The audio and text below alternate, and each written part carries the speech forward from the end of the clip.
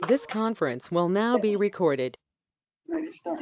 Thank you. All right, it's 4:30. Let me go ahead and bring the meeting to order for the General Services Committee for Roswell City Council. Can I get a roll call, please? Counselor Foster, Here. Counselor Moore. Here. Counselor Best. Here. Counselor Opesa. Chair, you have a quorum. Well, can I get a motion for approval of the agenda? I'm making a motion to approve the agenda for September 22nd, including the consider the minutes from August 25th, 2021. Second. A motion and a second. Any discussion? All right. All in favor signify by saying aye. Aye. All opposed, same sign. It passes unanimously. All right, on to action item 2. Consider approval of award recommendations for RFP 22-003 for janitorial custodial services and authorization for the city manager to enter into a contract negotiations with a pool of 2 vendors for the multi-source award. All right, who's presenting? Mr. Moore, come on in. No problem. Who's presenting?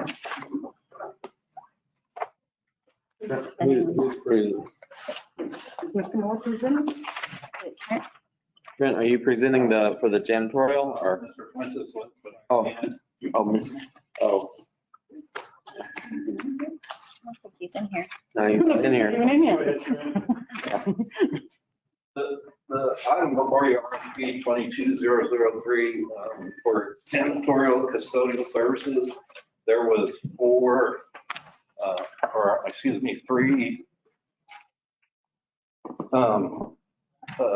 3 vendors that put in.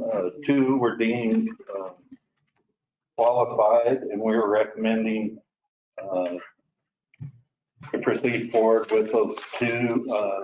Just a little background, we want to do kind of like we did with the construction RFP and go out later for a supplemental, giving other vendors the opportunity to enter in to the RFP.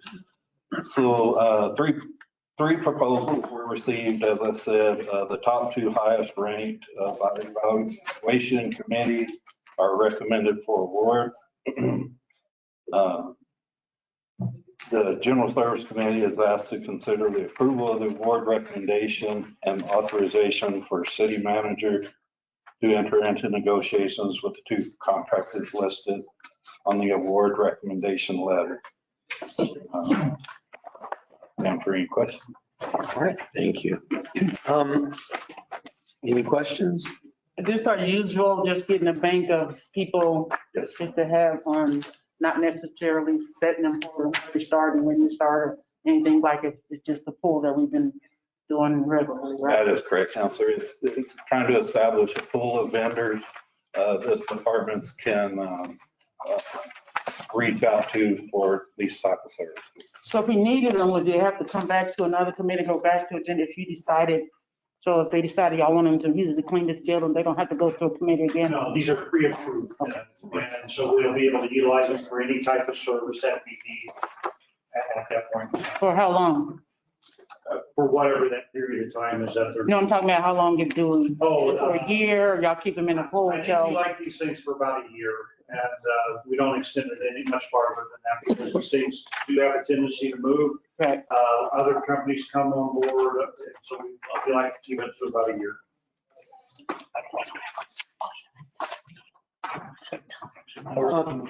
The question I had is, I mean, I like the idea, but does it get us in trouble with procurement if once we do this award, keep it open for other people to come in and sign in? No, We qualify them? we won't allow anybody else on this RFP. On this RFP. This is a pre-approval for those companies. They're already there. Okay. That does not eliminate our ability to use the CES program and hire other professional services for different reasons at different time frames. I think this takes some of the strings off. We know that we can rely upon these companies. They've been essentially pre-approved. We checked them out. We went through the entire process. So Yes, sir. Just for the record, I think I've said this more than once. I don't agree with this type of service because to me, it seems like we're going more into privatizing the services than trying to keep services within the city. And so, I will support this. All right. But also, we've got to take into consideration that right now, how many people short are we? Well, the last update was about 91 for the entire city. And so that's, And I guess that if you would like me to expand a little bit farther on that. So we have certain buildings, certain departments that function very well with the city employee as the janitor, as the custodial group. Those are going to continue on. We have some buildings that the hours of service are such that it is very difficult to cover with just one employee or two employees. And so this provides us some more additional opportunity as we're dealing with areas like the recreation center that's open 12 hours, 14 hours of the day. And we have an 8-hour employee trying to fit those little schedules. And so the whole idea is to break that up. I understand and I appreciate that Councilor Rope's concern on this thing. This is a balancing through that process. I would say that we're finding it difficult to find all of our positions to be filled internally. As you well know, we have taken some contracts out and moved back to employees. We do like to have this pool because the buildings, if they are open to the public, need to be cleaned, just the same way as any of the other services out there. So we need to make sure that we have all the tools in the tool basket working. So if we ever got to the point we had enough employees, you wouldn't necessarily need this anymore, or you would keep this anyway? No, I would say we would keep this anyway because we utilize these services for a lot of different things like special events, when we need that impact of additional help. And so I think having a pre-approved group of any of these types of services are beneficial to the city.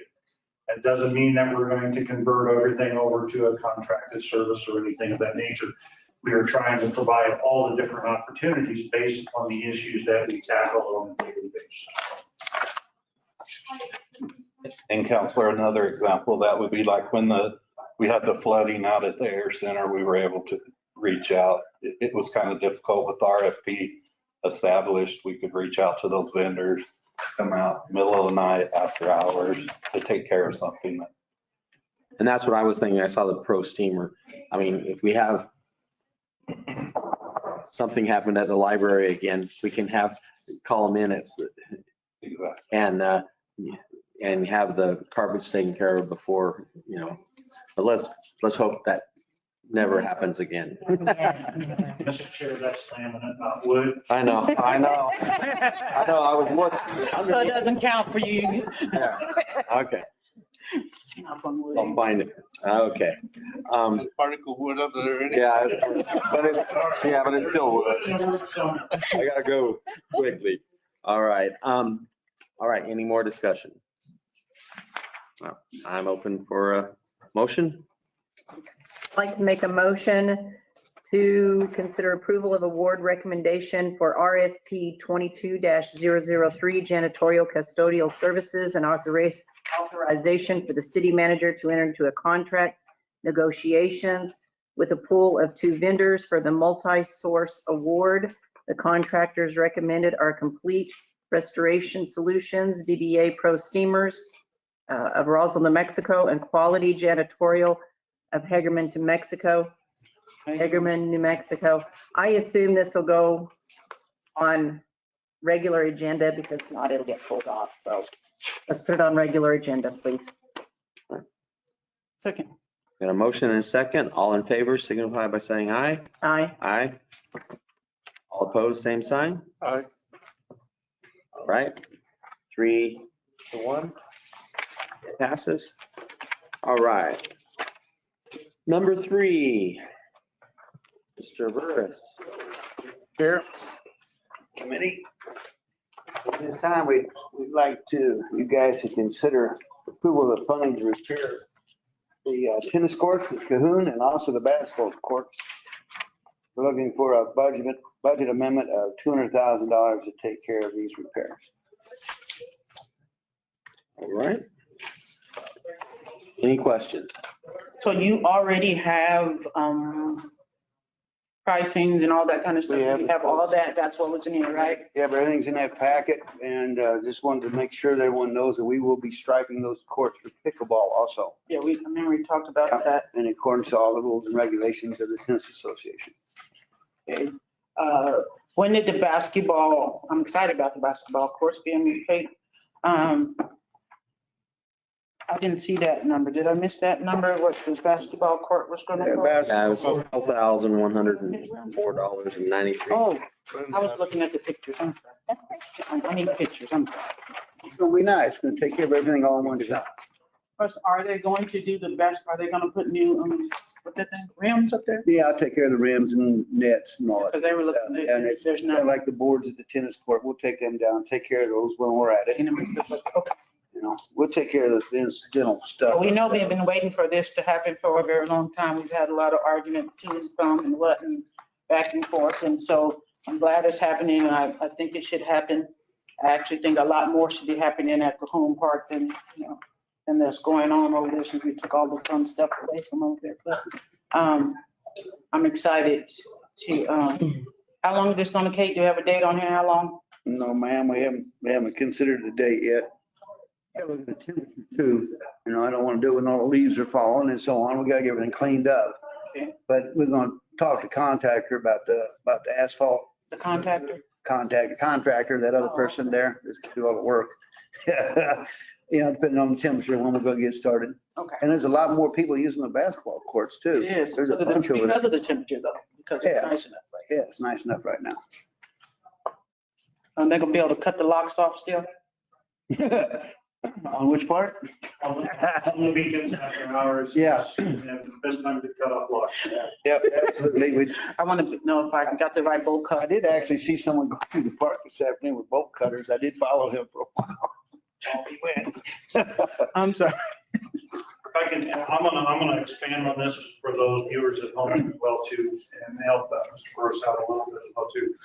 So after all of our conversations, the city council meetings and everything, we wanted to make sure we understood exactly what are we trying to do. So the proposal that you see is through a full inspection of the courts to try to determine exactly what all do we need to do there. We actually ended up with 3 options within those quotes, ranging from anywhere from the request that we have here all the way up to $510,000, which I believe was removing all of the chain link fence down there, fixing everything and putting it all the way back. When in the conversation that we had with Mr. Burris is that we said, no, we want to bring them up to essentially what courts 5 and 6 are at. So we have 6 courts out there. And so what we are going to do is that courts 1 through 4 will receive the mesh, just like 5 and 6 have, and then resurfacing of all of them. Courts 5 and 6 will be repainted or, whichever way you want to go. 1 and 2. That's well, we're going to paint that on the end of them, aren't we? Yeah, I'm gonna put numbers on them. I know that in the proposal it said courts 1 through 4 are the ones without the mesh, courts 5 and 6 are the ones with the mesh. So It's the other way around. I'm repeating regurgitating what the Engineer said. personnel looked at them. The basketball court will be essentially crack sealed and then repainted as well too. All of that work there on top of that work. And so that's right around $170,000 for all of that work. The additional money that we're asking up to the $200,000 is so that we can replace some of the boards on the practice wall, tennis courts, rims, backstop. And we believe that there will be some incidental stuff over there that we need to take care of as well too. So I don't want to come back to you and say that I need additional budget adjustment for anything else. And so we believe that 200,000 will give us, we put a 10% contingency in there. We'll have to pay GRT, of course, and all of that. So we believe that the 200,000 should take care of everything that's been discussed and everything as far as we understand what the city council was hoping to do with this with the tennis courts and the basketball court. As Mr. Burris alluded to, we will stripe the tennis courts with pickleball lines.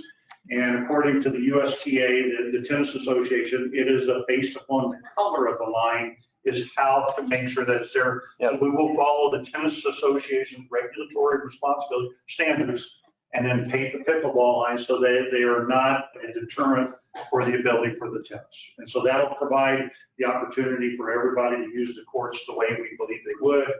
And we're looking forward to this project. I think I appreciate everybody's patience on getting to this level. So we would ask for a $200,000 budget adjustment, and we'll proceed with working with the contractor on a schedule of repairs. All right, Counselor Best. So my question is on this, it says color coding guaranteed for 1 year from completion date. So are you telling me we're going to go to all this labor and they're going to only guarantee it for 1 year? Essentially consider that a warranty. It is outdoor painting, so it is, the weather has a lot to do with how long it lasts. Our sun is going to be what's going to be the biggest problem with the paint. I don't think we can increase the type of paint to get any additional warranty on that. And I think the one thing that we have to do is we're going to have to renew the paint a lot more often than we have to renew the crowns. Okay. Yeah, that'll become a maintenance thing then. Question was the timer, the lighting or whatever, did all the lighting situation all get taken care of or whatever, the timer, the light, something I missed? No, it stays on until About the 2 in light. the morning. They were supposed to do something about fixing the timer so that it did not stay on all the time or that it could go off after a certain amount of time so that. Yeah, I wasn't aware of that specific problem, but that's a replacement of a timer. Again, it's not a large dollar expense on that. We want to make sure that they can play into dusk, but not at midnight. I mean, that would be our hope. Or if they turn it off, it'd go off at a certain And this amount will of time. only go off, that's right. Yeah, we'll be able to fix that within the dollar amount that's being requested. Yeah, I haven't heard of that one yet. We've been talking about that for a long, We have beginning, at all the meetings. the light, I always say something about the lighting, always. Always. But that's okay. I'm not hurt, so it's okay. We'll take, I'll be a little louder from now on. Louder. we'll take care of that tomorrow. Not that it shines in my bedroom windows or anything, you know? Someone did say something about someone shooting out the lights with a pellet gun. Now I know why. All right. Councilor Payson. Thank you, Mr. Chair. You know, I certainly appreciate the thought behind this since we've been talking about this for a while. My question is, the type of work that you're going to be doing on those courts, how long are they going to last? I don't know, that 1 and 2 have lasted, what, 5 or 6 years? They're holding up pretty good. It's actually been longer than that. Has it been longer than that? It's getting close to 12 years. Well, Yeah, so we believe that mesh, and actually the work and the inspection for the 2 courts that actually have the mesh on them, the work that we have to do that, keep in mind that the ones that need the mesh, that's a $33,000 bill for each one of those courts. The ones that already have the mesh on it is $6,000 to renew them and get them ready to go. So I would say that mesh is still surviving and doing its job as well too. So we've got 12 years on those 2 courts. So are we going to do the identical thing that we did to courts 1 and 2? Yes. Yes, well, the remainder of the 4 courts, all the other 4 courts will have the same thing done. It's called a Titan Tracks, I believe is what it's called. And it'll go on the other 4 courts. So they'll all have the same kind of mesh material. And I believe that mesh kind of just helps hold when the concrete cracks underneath, it doesn't surface out where it disturbs the play of the tennis. So do we have something in writing that says that they will guarantee it for 12 years? I don't think there's a guarantee for that for 12 years. I just know that it's lasted that long. I think you can get some, we have a representative here. Well, and that's what I asked Mr. Batson to be here because he represents, or do you represent the tennis association? He's part of the tennis association. I know. Can I just say, the original ones when they went in were guaranteed for 15 years. Okay. So they are near the end of their thing. On those two courts. That's two courts. We call them courts 1 and 2 because that's the closest shed. So originally, we were supposed to, like 10 years ago, get courts 3 and 4 done. And when they came in and they did it with just the overlap, which we have now, and they cracked within 6 weeks. And then 5 or 6 years ago, we were supposed to have finished with the last 2. So the ones that we were going to get, I guess a couple of years ago, would have finished the ones. But again, they put over the thing and they lasted about a month or 2 before they cracked. See, and that's the concern that I have. Yeah, well, That if it think of it as a carpet. You just roll it out and it's on top of everything. You need to qualify what you say crack. I've looked at those courts and you might have a hairline crack, but it's not something you're gonna trip over and lose your racket in, so. No, he's talking about the ones that didn't get the met. Yeah, that didn't. And those, like, some of those I would say aren't cracks. Absolutely. They're crevasses. But, Looking good, though. If I remember correctly, I went out there and looked at all 6 of them. Yes, And there were some I cracks. was out there the day you were there. At 3, 4, 5, and 6, they're pretty Nasty. bad. They're dangerous. Yeah. that's why I said they're not cracks, they're crevasses where you could fall down. And my concern is, are we just doing a patch up to the point where No. they'll last 4 or 5 years or 6 years or whatever, and then we have to come back and redo the same thing? Instead of looking at the possibility of perhaps creating new courts and perhaps not there, not at Cahoon. Well, Because, this is something that I talked to, I don't think I talked to you about it, but I talked to the other ones that were there. Yes. The possibility of using the Yucca Center property and installing new tennis courts there and whatever else we need to put in there. And the one that I talked to, they were in agreement that would be the best thing to do instead of, instead of having the fields or the courts patched up. So, I appreciate, and I won't vote against it because I think it's necessary. But I think in the future, we need to look at the possibility of trying to build some new courts. And like I said, possibly not in the same area that they're in right now, but the city has a lot of property that they would be able to accommodate to have 6. Councilor Chair, option number 3 out of that inspection that they did, the $510,000 essentially built 6 new courts on top of, because it put a layer of concrete over the top of everything that was there. What I would suggest is that, because I agree with what you're saying, is that where do we want to take this sport to as well too? I think early on when we talked about going and getting legislative dollars for, I think it would put additional courts out there, more tennis courts. How many courts do we need and everything? I don't think that analysis has been done. I would suggest that you guys, when we're talking about the parks and everything, figure out exactly how many courts we need.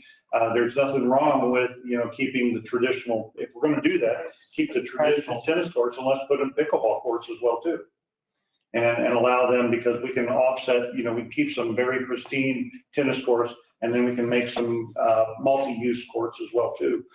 All good to look at that. Just know that I think the intent right now was everybody's patience was waning on the courts that we had.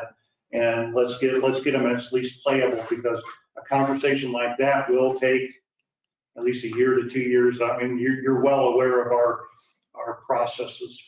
Well, and the thing that and like I said, I don't think Mr. Batson was there when I was discussing this with the other ones. But the idea was keep the courts there for pickleball. Sure. And create the new courts for regular tennis, because pickleball, I understand, is a larger ball, not as hard. It's plastic. It's a wiffle ball. Okay. so it doesn't do a lot of damage to the courts. Oh, you heard it, Sunday?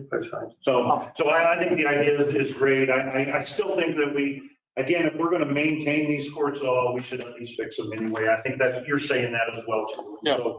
So I would suggest if we're going to have a bigger conversation about additional courts or doing something a little different, that'll be a good conversation. And I think that's why we recommended option 1 anyway for these courts.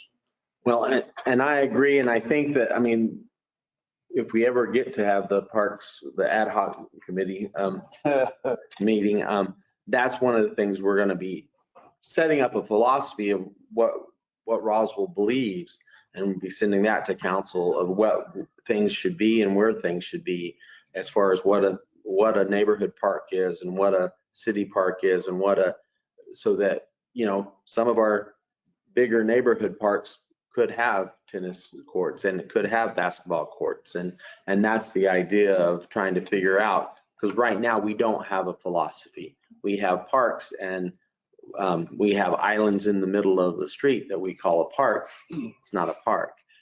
So that's why we're trying to have a definition and have a philosophy or a policy of what we consider parks.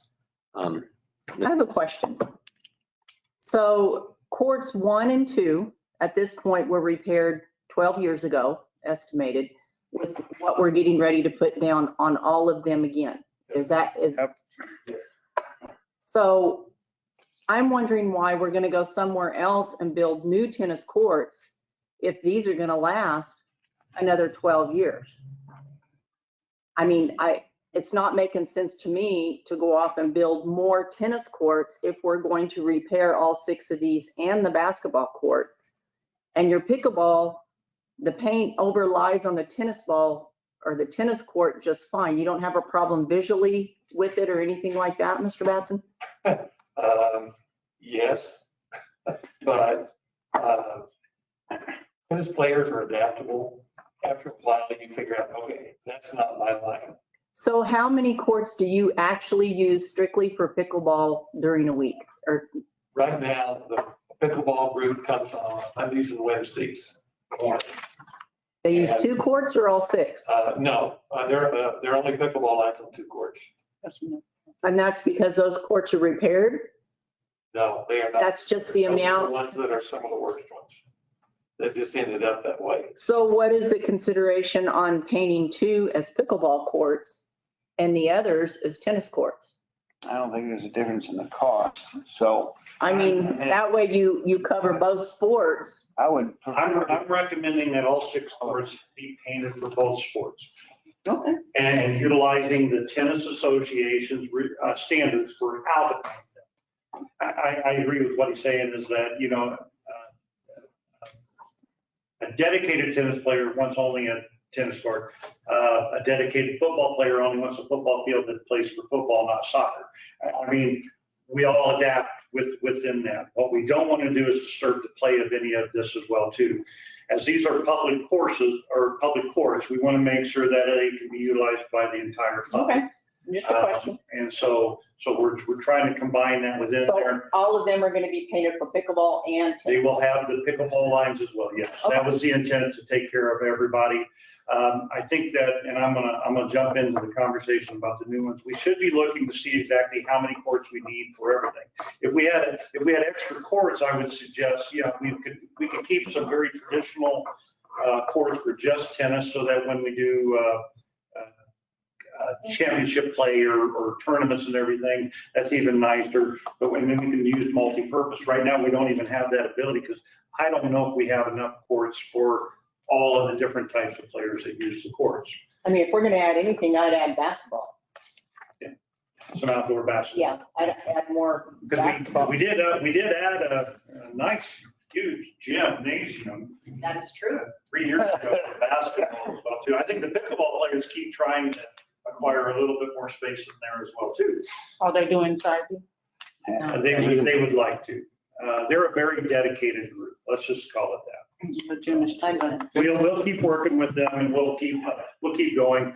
We believe that the whole problem with painting those tennis courts with pickleball lines before was we used the wrong color. And we cannot disturb the play. And so the whole idea is to use the proper color so What is the that proper color? it's actually, according to what I read with the USTA is that it should be the same color as what the tennis is, only lighter, so that it does not disturb. But I won't confirm that because we'll hire a contractor to do that for us. And so, and I will just say one other thing, because you brought it up as well too. The difference between a guarantee and a warranty. The warranty, we can hold their feet to the fire if there's any damage to it. A guarantee is very difficult as to what that guarantee means. So we will make sure that any of the work, whether it be the paint, whether it be the tightening tracks and everything, we will hold them to the warranty. But also understand that we should have been taking care of those courts a little bit differently than we did over the last 12 years. And that would have actually extended the life of them a little bit better too. Understood. Concrete moves. I mean, everything breathes a little bit. And so we should be taking care of those courts on an annual basis at a minimum. This is being put on by a certified official person? Yeah, my understanding is that the company that actually sells all the material sells to everybody in New Mexico. AK Sales has done all this work. AK Sales actually did the first two courts. And so we're comfortable with them doing that work. So Advantage is the company that actually, they did the inspection for us and gave us an estimate as to what it was going to cost to do the work. AK Sales is actually the group that comes out to do the work. Thank you. One last question for Mr. Batson. I know you guys want to bring in more than one tournament. Yes, sir. National tournament or whatever, state, national, I'm not sure what kind of tournament it is. So, and I know that right now you host that tournament at NMMI.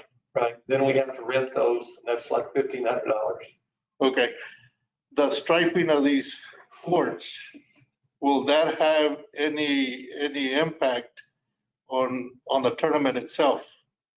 If we only had 4 courts, we probably couldn't hold it there because there's too many people. It would take like 4 days to do it. People are used to coming in for a weekend to play. But you can use the 6. 6 will get it. It's not great, but it'll be okay. But the striping of the pickleball. If we do it, like I said, if they're supposed to be light gray or very light blue. And if they do that, USTA, when the courts got painted green, they came in and said, your courts, you can no longer host a certified event because of the color. So if we do it according to USTA, then we can still host a regular tournament. But I'm just hearing Joe saying that we're going to stripe all 6 of them with pickleball. Yes, sir. That's right. So that's not going to have an effect. As long as they're the correct color. If they're painted Okay. correct. Yes, sir. All right, And they go the other direction too. They go cattywampus instead of this one. okay. My question, if you were doing all 6, is there a way of not having as many pickleball per? I mean, Well, I just didn't say they need all 6 for their for theirs, but for the pickleball, out time tournament or whatever. that's tennis. The pickleball, I mean, right now, how many pickleballs did we have to? I know they're trying to grow that sport. Sure. It's easier, you know. I've even looked at it. There's over 30 people that are doing Pickleball right now. I do believe though it's So 4 pickleball courts to every tennis court. There's 4, okay. I guess my challenge with, because I would not mind just painting the 4 and leaving the 2 more traditional. The challenge I have is that I don't want to go back and do it again. Yeah. For a while.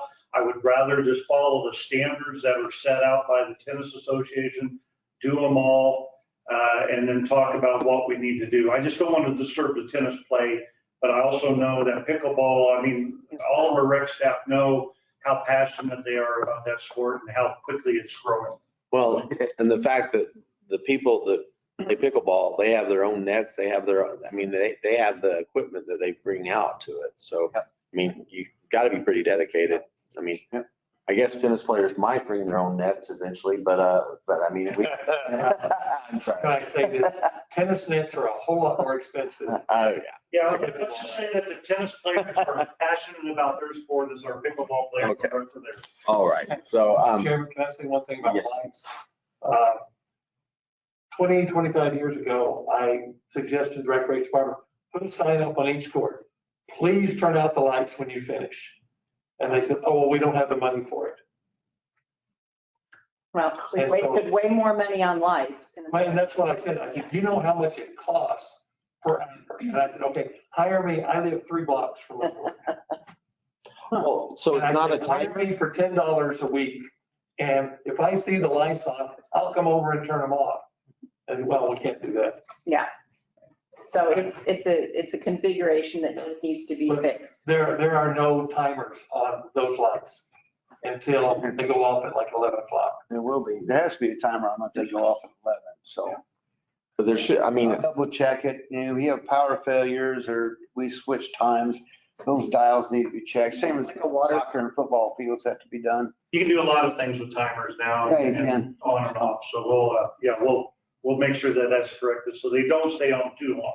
well, in the tennis courts I grew up playing, it was a push button timer and it was an hour and it would go, and then it'd go off and you'd go back and push them again. And but then after a certain time, it wouldn't work because, Oh, that's. Back in the Um, day. Yeah. I So like that idea. thank Not you a bad for the idea. conversation. Yeah. All right. Get a motion. all right. Yep. I'd like to make a motion that we send to full council tennis and basketball court, where am I at? Send to full council the approval of funding for repair and resurfacing of the Cahoon Park tennis courts and basketball courts. You need to include the number, Budget, 200,000. Do we need to? 200,000. The number? Budget reduction. If you want to. No, I can. Yeah, that's bad. And It was 200. You just said it. yeah, All right. Got a motion. she's got it. Do we have a second? Second. Have a motion and a second. All in favor, signify by saying aye. I All opposed, same sign. Passes unanimous. All right. And I want to let y'all know we have staff here and we have staff reports. Y'all have any questions? I mean, I love the breakdown to where I can see how many people came to the zoo from where. Who's here and from the being zoo? able to, because when there's a lot of people that haven't been to our zoo in a very long time and they want to badmouth us and it's like, nope, we have people I just coming have a in. question about the animal at the zoo that they was all in the newspaper. What's going on with the, if you don't mind? Go ahead. You mean the Longhorn? I know, whatever they were whining about, the ACAP people, the alphabet people came in, the ACAP, so whoever they were. Yeah. I like that. USDA does an annual inspection. They just didn't during our time. Because PETA had a concern with some of the animals during their inspections, they filed a complaint. So when the USDA came, they were part of their normal inspection, but there were 2 inspectors. One was really more of our regular inspector. One was training the new inspector. So we did have a new inspector. I guess the previous one was hired. So it was just kind of a way of training over, and Jim can help me out a little bit with that one. True. But the secondary one I felt was more of an investigator dealing with those complaints. So they really focused on everything that PETA had almost letter to letter. And I just dealt with that rather than doing a traditional normal inspection, because there were some issues Another one. that I wasn't going to point out to them, but they should have seen if they were really there for a normal traditional inspection. We came out pretty well, just they had some concerns with a 20-year-old longhorn cattle that appeared to have, because they wrote it, loss of body mass. Well, geez, a 100-year-old person, making me, I don't have the muscle mass when I was 20. So there was some concern about also a gait or the limping because its toenails or its hooves were too long. That being said, is as we also get older, there are certain things that are happening. Was the gait related to arthritis and its normal walking also prevented the normal wear and tear on hooves? Nonetheless, as Andy had already talked with our vets to try to already catch up on hooves for the sheep, for the ponies, for a lot of different things. It's just when it came to that particular longhorn, they were like, do we do an immobilization, which is using drugs, that affects the respiratory thermal regulation? Or do we try to develop a chute device that we can maintain a little bit more? Both of those situations for an animal that's older in 110 degree, 100 degree heat is not what you want to do. So our vets, basically all 4 vets that we kind of talk with and everything, were like, no, no, no. Also, the thing that came up too with our farrier as well as with the vets, if you get used to walking a certain way after a while and you change that up, that can actually, exactly. So when they came by and inspected, they were like, their concern was, we haven't touched the animal in 10 years. And I believe that's probably true because we didn't have the restraint device. And so they were trying to remedy it and get it going as quickly as possible. They gave us 1 week to resolve it. We had already had feral fabricator, our fabricator come up. That was already being paid for by the Friends of the Zoo organization. So we already had that going. It was just not started when they came. And they wanted to give us 1 week. And to be quite honest, if we had that 1 week to resolve the situation, we had 2 options. One was not acceptable, and that was just to dispose of the animal. The other one was to try to rehome it. Well, in the process of rehoming it, we realized that the animal had to be branded, which meant we had to have our own trademark brand, which meant we had to go through that whole deal to have a Roswell brand. But Farrell actually donated his brand because I wasn't going to break a state law dealing with livestock to meet a interpretive regulation for the USDA. Nonetheless, the animal was transferred to a Longhorn farm in Dexter about 10 days after we were doing it. So we were probably 2 to 3 days late, but we were also allowing the animal to acclimate to the trailer, to the shifting, so that we weren't also going to stress it out. But like I said, that's how we dealt with it, and that was our reasoning. In the future, I'm trying to work on an animal welfare committee, which would include probably some retired vets, our old USDA inspector, and then maybe somebody who's retired from Fish and Game, so that you guys feel confident that our vet who's paid, whether you like him or not, whether you like her or not, the whole bit, that there would be an objective committee that we would bounce our ideas off of. You know, from your livestock experience, that we probably did the right thing, but it'd be good for the committee and for our city administration to have that impartial, professional deal saying, yeah, it's probably not the best thing, but given this situation, that was probably the best move.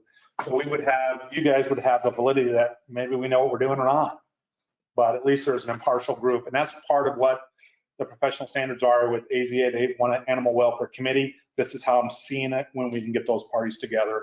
And then they would meet once a quarter or Skype if we had to address this right away and whatnot. The USDA basically said, and I forgot the real terminology, but basically follow what your veterinarian says. And when I said, well, our veterinarian says this, that still wasn't good enough. So I could have petitioned and argued and tried to do the process, but I did agree if we can find a retire this animal. So that's what we did in that particular case. And I don't like to use the term retirement because that feels like they're really working. They were And working. whatnot, so. I wish I could work like that.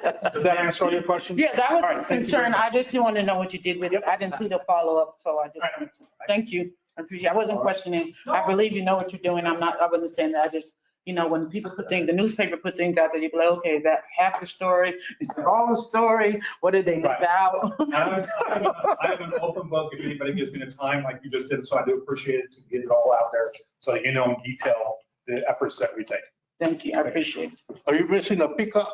You got one at your house? No. Why? Because I saw a peacock right there by Second and Atkinson this morning. Okay, I do know, and we have had reports even farther up north of us, but people do have their own peacocks and whatnot. I just wonder, because I've never seen a peacock at a house. Yeah. I am not. It's probably not supposed to be either. I'm not going to say 100% it's not possible. It's one of the things I talked with Andy is we have too many fowl. And we want to always have a number that, like, let's just say 8. We know we have 2 males and 6 females, so that we always know what our population is, because at some point, as the chicks grow and if things don't get them, then eventually there's too many peafowl for that area. And they roost in trees and they move from tree to tree to tree every night. They are not a homebody type fowl. Yeah, and I am aware of private individuals and other ones that are astray. A prime example is just north of us, someone did see a white peacock, and they said peacock could have been peahen, but we only had 2 white ones. So I knew that one wasn't ours because we only see our 2 white ones. So I'm not 100% swearing to it, but I do know private individuals in this area, and I don't know of any of those that are out.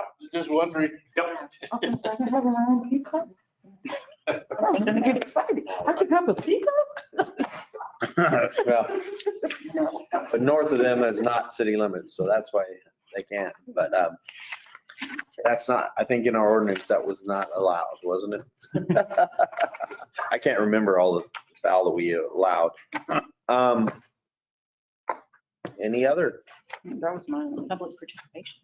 public participation? Anybody? All right. Well, then I call us adjourned. 5:15. Thank y'all. Yes, sir. This conference will now be recorded.